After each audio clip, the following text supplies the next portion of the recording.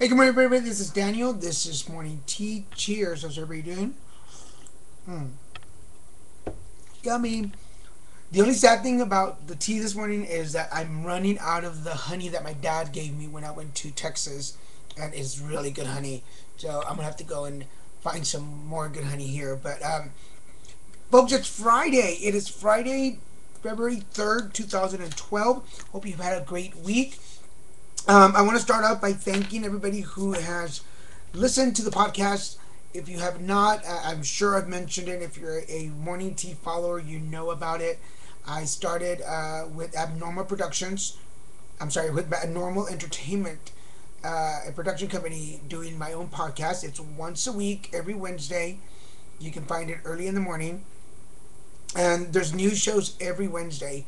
And this last week, for those of you that have heard me talk about him and know him, Eric Klinger, my best buddy, was my guest on the show, and he did an excellent job answering some really cool questions. Well, I think some really cool questions I asked him, but he did a really good job answering questions about sexuality and coming out and family and the dynamics of things. So thank you, Eric, for being on the show. And then he was graceful enough to sit down with me yesterday and answer some questions for my Examiner.com articles. As many of you know, I write for Examiner.com. It's the Laguna Beach spiritual growth section. And this year, I'm kind of doing an add-on. Everybody who is on the podcast will have a article written about them. And this season, I'm writing an articles called 10 Questions. So basically, I take folks that I know and I like being around and I find interesting, and I ask them 10 questions about their life, their work, their spirituality, their connection, and write about them. So if you have somebody you know that's, I prefer Orange County, but I will go as far as California, and I may even extend outside. But if you have somebody you know that has a website that has information out there that's it's powerful in the community that does something really great for society or for other humans, and you want to nominate them, let me know and I will contact them or have them contact me and I will gladly talk to them and ask them 10 questions about them.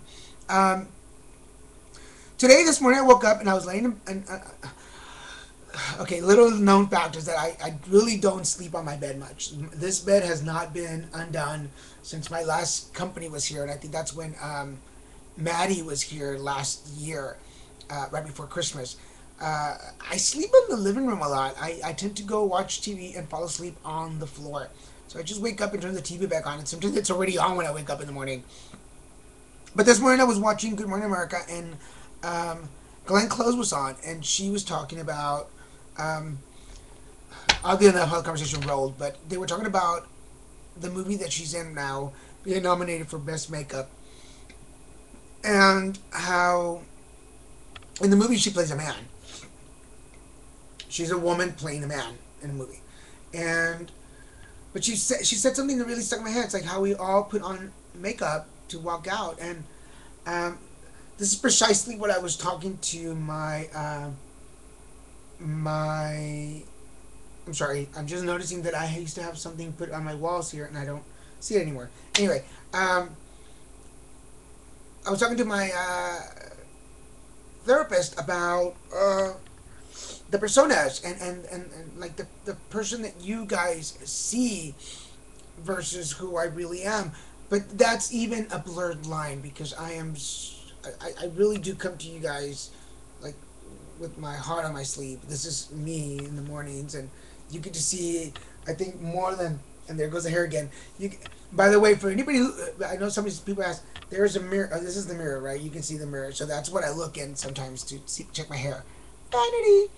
Um, we put on strong faces. We put on these personas sometimes so that people don't hurt us or don't see our vulnerabilities or don't see us hurt. Um, and it's hard to carry those masks around all the time. They tend to get a little heavy and weigh you down.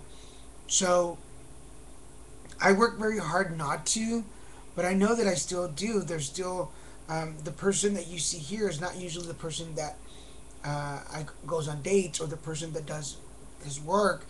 There's different masks, and sometimes I wish that I could cross them over a little bit because even though, like for instance in dating, even though when people that I go out with happen to see one of my morning tea videos, they see this really open, outgoing person who is just ready to give out information, and then I go on a date and I'm very closed off a little bit, or sheltered, or um, just um, I'm not what they see on camera. So I'm working on, I'm building that connection and making sure that I am as honest and forthcoming in person as I am on camera.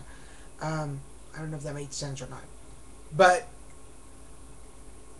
if you're wearing a mask to protect yourself so that people don't come into your life, so that people don't hurt you, so that people don't um, take advantage of you, so it's all great, and that's something that you definitely should do. But what about the people that really love you and care for you that you're leaving out? And that's when the mask should come off. And that's what I need to learn. That sometimes, oh, I just realized I'm not wearing my chains. That sometimes you just need to open the door at least. Don't drop all the walls, but at least open the door and let some people in there, and look around and uh, help you out. Anyway, um, priorities. Today's priorities. Just that. It's about putting the mask down. What's really more important is it yourself, this image of power, of strength. Is it this image that nothing can hurt you and nothing can attack you, but yet you feel even more lonely and alone. What's really more important to you in life? Ha. Sorry, because you're one of a kind. That's why. You should be number one on your list. Well, yes, yes, yes, yes. First, your higher power, whatever's above you. But then you. Nobody should be above you on your list. You are the center of your own world. You may not be the center of the universe for everybody else, but you definitely should be the center of your own universe. You should be comfortable and happy before you try to make anybody else comfortable and happy. So put yourself in that's a really good combination today. Put yourself, prioritize. Put yourself ahead. What is going to make you happy in 2012 that you didn't get to in 2011? Go and do that. There, now I'm mad. Ha ha. Sorry, got an itch. I do all kinds of stuff in front of you guys that I probably would not do in front of you in real life. I clean my eyes out, scratch my ear, scratch my back.